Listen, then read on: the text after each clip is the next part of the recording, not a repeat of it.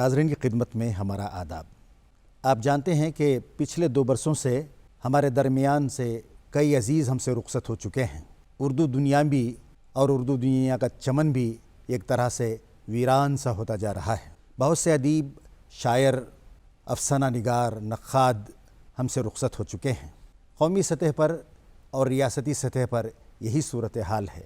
اپنی ریاست کرناٹک میں جناب اکرام باغ، پروفیسر خالد سعید، جناب اسد اعجاز، ضیاء کرناٹکی، علیف احمد برخ، رفعت آصفی اور قاضی محمد انیس الحق بھی ان میں شامل ہوتے ہیں۔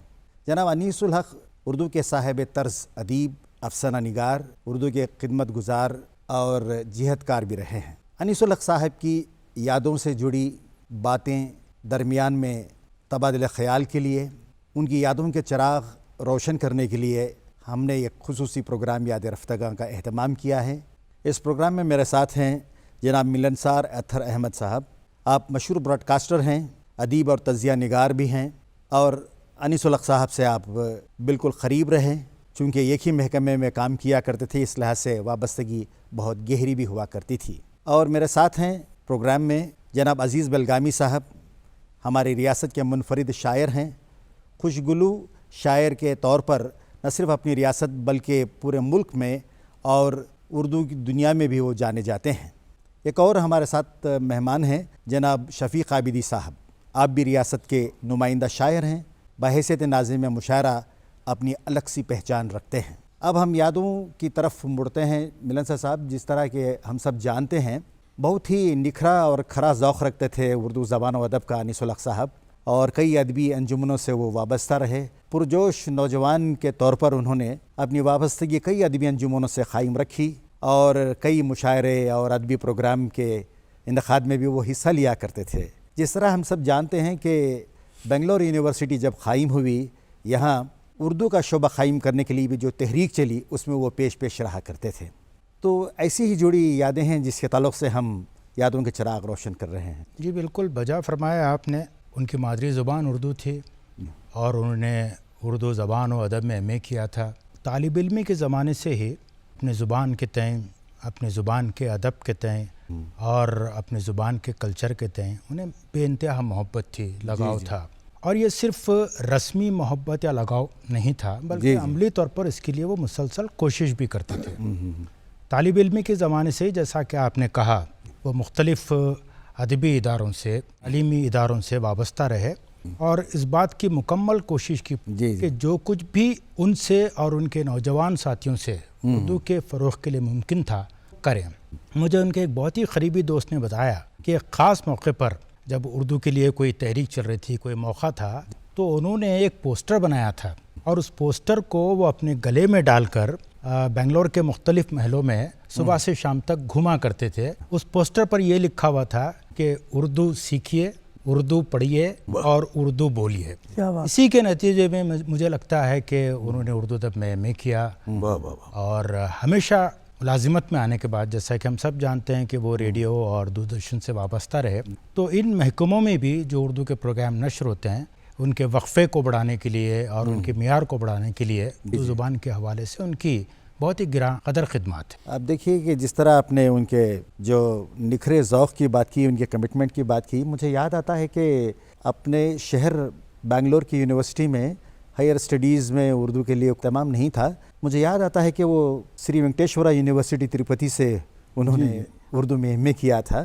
میں شفیق صاحب آپ سے نہیں، آپ نے جو کہا یہ صحیح فرمایا، اور ملنسار اطہر صاحب نے جو روشنی ڈالی ہے ان کی شخصیت سے مربوط، جی یہاں ایک بات طے ہو جاتی ہے کہ وہ حریت افکار کے حامل تھے، ہاں، اور انقلابی فکر تھی ان کی، ریولوشنری، ہر وقت جو ہے وہ انقلابی فکر تھی۔ جب بھی دیکھیے میری ملاقات جو ہے ان کی 89-90 کے درمیان ہوئی، وہ بھی اس وقت جو ہے ایس ایم کرمانی کے ساتھ میں یہاں صرف یوں ہی آیا تھا ساتھ میں۔ جی ہاں تو جب پہلی ملاقات ہوئی تو ان کا زاویہ نگاہ اور ان کے پرکھنے کی جو قوت تھی، جو انقلابی فکر تھی، انہوں نے پہلی ہی ملاقات میں مجھ سے یہ کہا کہ آپ آتے رہیے۔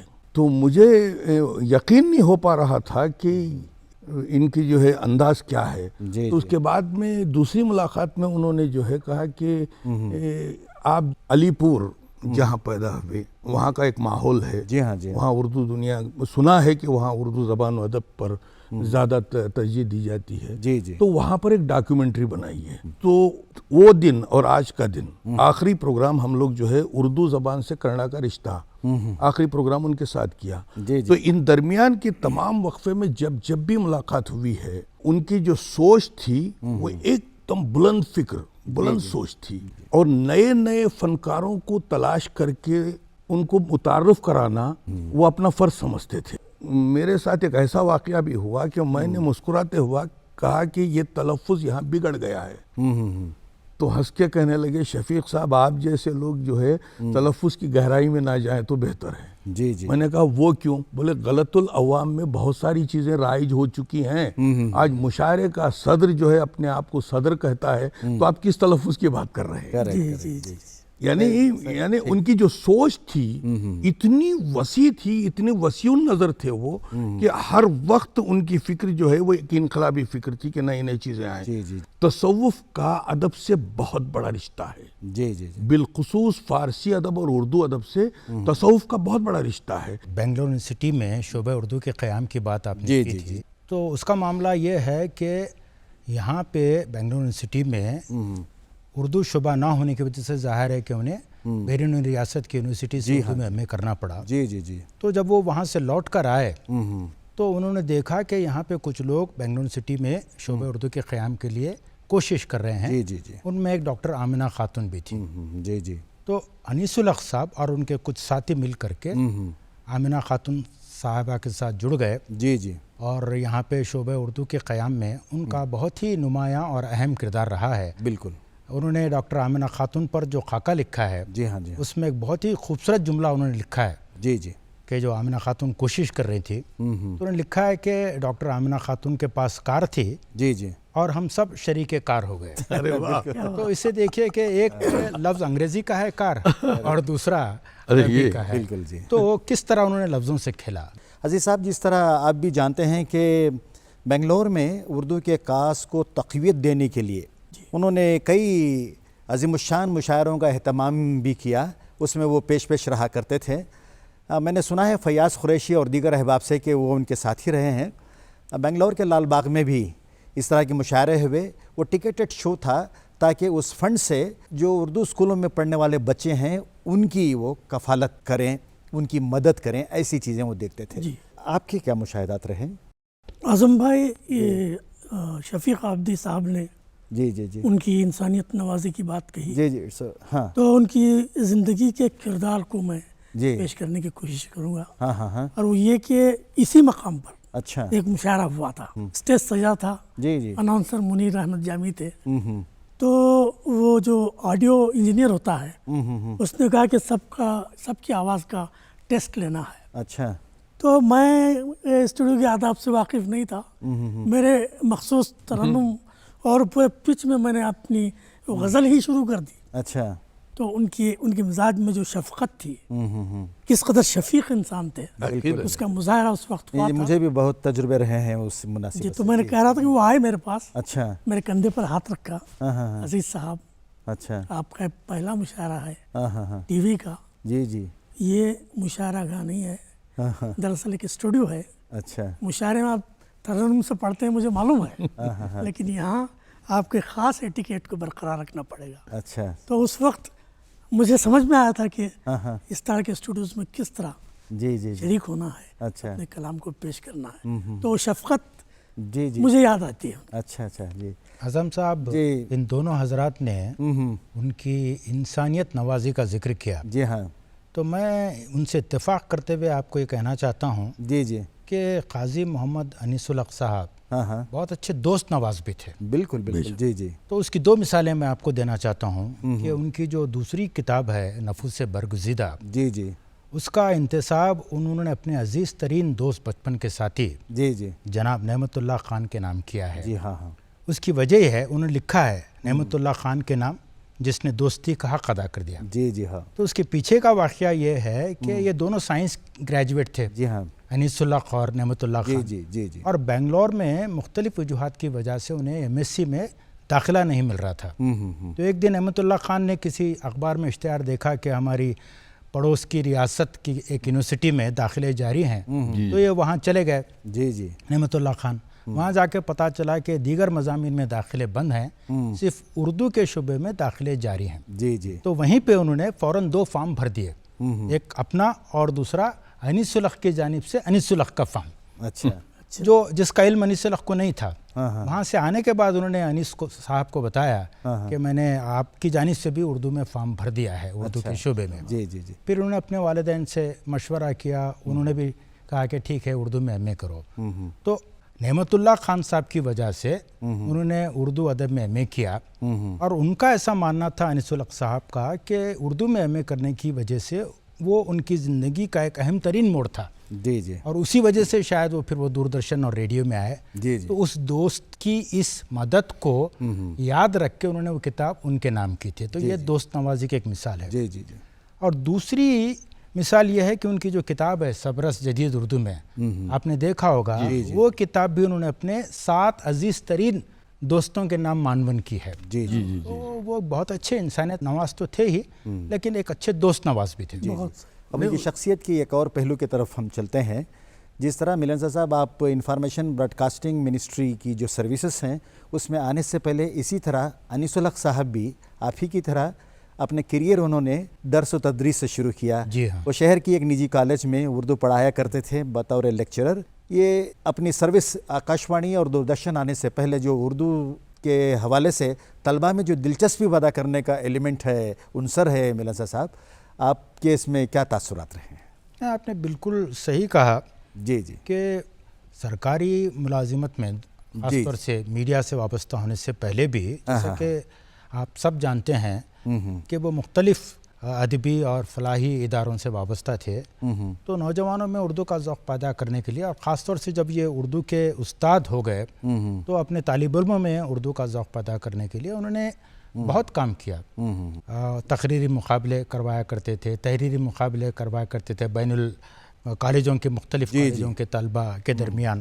اس کے علاوہ طالب علموں کی وہ حوصلہ افزائی کرتے تھے کہ وہ مختلف موضوعات پر لکھ کر لائیں. تو وہ شروع سے ان کے کاموں میں یہ سب شامل رہا ہے, اردو کے فروغ کا کام. اور یونیورسٹی کے طلباء میں بھی وہ چاہتے تھے کہ صرف نصاب کی کتابوں تک وہ محدود نہ رہیں, بلکہ نصاب کے باہر کا جو ادب ہے اس کا بھی وہ مطالعہ کریں. وہ پوری اس سلسلے میں کوشش کرتے تھے, اور یہ کوشش تاحیات جاری رہی. عزیز صاحب, جس طرح ہم سب جانتے ہیں کہ وہ مقبول ترین افسانہ نگاروں میں شمار ہوتے تھے, جس طرح عزیز صاحب آپ نے کئی خطات لکھے ہیں مرحومین پر اور توشیحی نظمیں وغیرہ بھی لکھی ہیں. آپ نے بتایا تھا کہ پچھلی ملاقات میں کہ آپ نے انیس الحق صاحب کے حوالے سے بھی خطات کہے ہیں اور توشیحی نظم میں خواہش کرتا ہوں کہ آپ وہ پیش فرمائیں. اس سے پہلے کہ میں ایک قطع پیش کروں, ملنسار صاحب نے جو ان کی دوست نوازی کا ذکر کیا, یہ جہاں بھی جاتے تھے انیس الحق صاحب اپنی ملازمت کے سلسلے میں وہاں کی اردو عوام کو بھی متاثر کرتے تھے, اپنے کردار کی جو چھاپ ہے ان پر چھوڑتے تھے. اس کی ایک مثال میں ملنسار صاحب بتانا چاہوں گا کہ دلی میں ایک عالمی کانفرنس ہوئی تھی مشرقی ادیان کے عنوان پر. اس میں مجھے مقالہ پڑھنے کے لیے بلایا گیا تھا. اس موقع پر کشمیر سے ایک رفیع الدین نام کے ایک اسکالر آئے ہوئے تھے, نسیم رفیع الدین. ہاں, نسیم رفیع الدین. تو ان سے بڑی دوستی ہوئی میری. اتفاق سے بنگلور آیا اور انہوں نے مجھے فون کیا, عزیز صاحب میں بنگلور میں ہوں, فلاں مقام پر ٹھہرا ہوا ہوں, آپ تشریف لائیے. تو پھر میں گیا. جاتے ہوئے انہوں نے مجھ سے کہا کہ عزیز صاحب میرے بنگلور کے پروگراموں میں ایک پروگرام بہت اہمیت کا حامل ہے, اور وہ یہ کہ انیس الحق صاحب سے میری ملاقات کرا دیجیے. ذبیح اللہ صاحب کو میں نے لیا, ان کو لیا, سیدھے ان کے گھر پہنچے ہم لوگ. جس تپاک سے وہ ہمیں ملے, جس محبت کا مظاہرہ انہوں نے کیا, اس سے ظاہر ہوتا ہے کہ جہاں جہاں بھی گئے انہوں نے اپنے اثرات چھوڑے. یہ 4 مصرے میری زبان کی نوک پر نکل آئے. عرض کرتا ہوں کہ بلندیوں سے نوازا تھا دوردرشن کو, بلندیوں سے نوازا تھا دوردرشن کو, پچھاڑا تھا کبھی اردو زبان کے دشمن کو, پچھاڑا تھا کبھی اردو زبان کے دشمن کو. جہان فانی سے رخصت ہوئے جناب انیس، جی جی جہان فانی سے رخصت ہوئے جناب انیس، جی جی خدایا بخش دے اردو کے مرد آہن کو، آمین خدایا بخش دے جی اردو کے مرد آہن کو۔ جی جی توشیحی نظم کا مطلب یہ ہے کہ ان کے نام کے تمام حروف جی لے کر مصرع موضوع ہر کیا حرف جائے۔ سے ایک مصرع کا جی جی قلم تیرا تیری عظمت کا ترجمان بنا، واہ قلم تیرا تیری عظمت کا ترجمان بنا، جی جی انہوں پن تیرے اسلوب کا نشان بنا، واہ انہوں کا پن تیرے تیرے اسلوب کا نشان بنا۔ ضیاء کو شب کی ضرورت نہیں ہے، جی جی شب کو ہے، بالکل یہی سبب ہے اجالوں کا صاحبان بنا، واہ کیا بات ہے، اجالوں کا صاحبان بنا۔ جی جی بہت اچھا اجالوں کا صاحبان بنا۔ جی جی میم سے دیکھیے کہ منافقت کی نظر میں بہت کھٹکتا تھا، ہاں بہت بہت منافقت کی نظر میں نظر میں بہت کھٹکتا تھا، جی جی حصار جبر میں اردو کا پاسبان بنا، واہ جبر میں بہت اچھا اردو کا مصرع۔ پاسبان بنا۔ جی جی مکی زمیں کا تھا لیکن نظر تھی گردوں پر، واہ واہ مکی زمیں کا تھا جی لیکن نظر تھی گردوں پر، دیار فکر میں وہ فن کا آسمان بنا، بہت اچھا دیار مصرع، فکر میں وہ فن کا آسمان بنا۔ آسمان بنا۔